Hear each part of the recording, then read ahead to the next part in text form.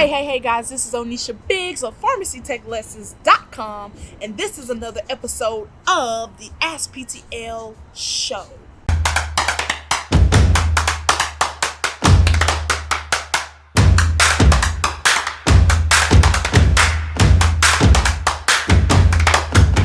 What are the 2020 PTCB requirements?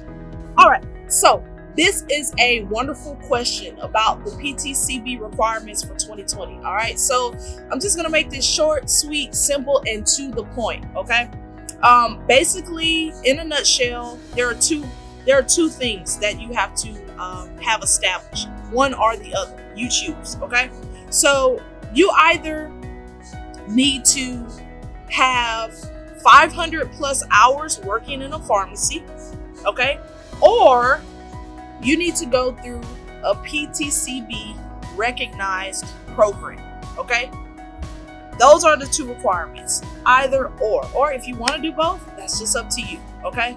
But you cannot any longer just say, I'm going to get a book, I'm going to study it, and I'm going to be done. Unless you have the pharmacy technician hours in a pharmacy, okay?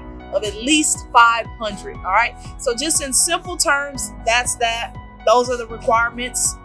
There are a few more little nitpicky requirements that we can go into more in depth, but that would take a much longer video and a much longer explanation.